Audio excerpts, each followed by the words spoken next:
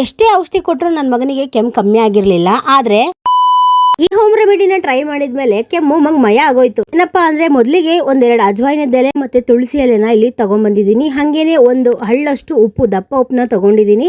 ಹಾಗೇನೆ 2 ಪೀಸ್ ಅಷ್ಟು ಬೆಳ್ಳುಳ್ಳಿನ ತಗೊಂಡಿದ್ದೀನಿ. ಮೊದಲಿಗೆ ಅಜ್ವಾಯಿನದ ಎಲೆ ಮತ್ತೆ ತುಳಸಿ ಎಲೆನ ಚೆನ್ನಾಗಿ ತೊಳ್ಕೊತಾ ಇದ್ದೀನಿ, ಯಾಕಂದ್ರೆ ಅದ್ರ ಮೇಲೆ ಎಲ್ಲ ಧೂಳೆಲ್ಲ ಕೂತಿರುತ್ತೆ ಅಂತ ಹೇಳಿ ಅದನ್ನ ಚೆನ್ನಾಗಿ ತೊಳ್ಕೊತಾ ಇದ್ದೀನಿ. ಹಾಗೇನೆ ಚಿಕ್ಲೋಟನ್ನ ತಗೊಂಡು ಆ ಚಿಕ್ಲೋಟದಲ್ಲಿ ಅಜ್ವಾಯಿನ ಎಲೆ, ತುಳಸಿ ಎಲೆ ಮತ್ತೆ ಸಿಪ್ಪೆ ಬಿಡಿಸಿ ಇಟ್ಕೊಂಡಿರೋಂತಹ ಈರುಳ್ಳಿ ಮತ್ತೆ ಉಪ್ಪಿನ ಕಾಳನ್ನು ಸಹ ಅದಕ್ಕೆ ಹಾಕೋತಾ ಇದ್ದೀನಿ. ಹಾಗೇನೆ ಅದಕ್ಕೆ ಅದನ್ನ ಚೆನ್ನಾಗಿ ನಾನು ಕುಟ್ಕೋತಾ ಇದ್ದೀನಿ. ಚೆನ್ನಾಗಿ ಕುಟ್ಕೊಂಡು ಅದರ ರಸ ಎಲ್ಲ ಒಂದ್ರಲ್ಲಿ ನಾನು ಸೈಡಿಗೆ ತಕ್ಕೊಂಡು ಅದಾದ್ಮೇಲೆ ನಾನು ಇವನಿಗೆ ಕುಡಿಸ್ತಾ ಇದ್ದೀನಿ. ಕುಡಿಯಲ್ಲ ಅಂತ ತುಂಬಾನೇ ಹಠ ಮಾಡ್ತಿದ್ದಾನೆ, ಯಾಕಂದ್ರೆ ಅದು ತುಂಬಾ ಕಹಿ ಇರುತ್ತೆ ಅಂತ.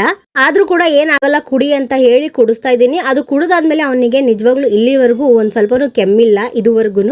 ಮತ್ತೆ ನಿಮಗೂ ಏನಾದ್ರೂ ಈ ಹೋಮ್ ರೆಮಿಡಿನ ಟ್ರೈ ಮಾಡಬೇಕು ಅಂತ ಅಂದ್ರೆ ಇವಾಗಲೇ ಟ್ರೈ ಮಾಡಿ. ಹಂಗೇನೆ ಇವನಿಲ್ಲಿ ಯಾರು ಟ್ರೈ ಮಾಡಬೇಡಿ ಅಂತ ಹೇಳ್ತಾ ಇದ್ದೇನೆ, ನಾನು ಚೆನ್ನಾಗಿದೆ ಅಂತ ಹೇಳಿದ್ದಕ್ಕೆ. ಮತ್ತೆ ಈ ವಿಡಿಯೋ ಏನಾದ್ರೂ ಇಷ್ಟ ಆದ್ರೆ ಪ್ಲೀಸ್ ಲೈಕ್ ಮಾಡಿ, ಶೇರ್ ಮಾಡಿ, ಹಾಗೇನೆ ನನ್ನನ್ನು ಫಾಲೋ ಮಾಡ್ಕೊಳ್ಳೋದನ್ನ ಮರಿಬೇಡಿ. Thanks for watching, bye.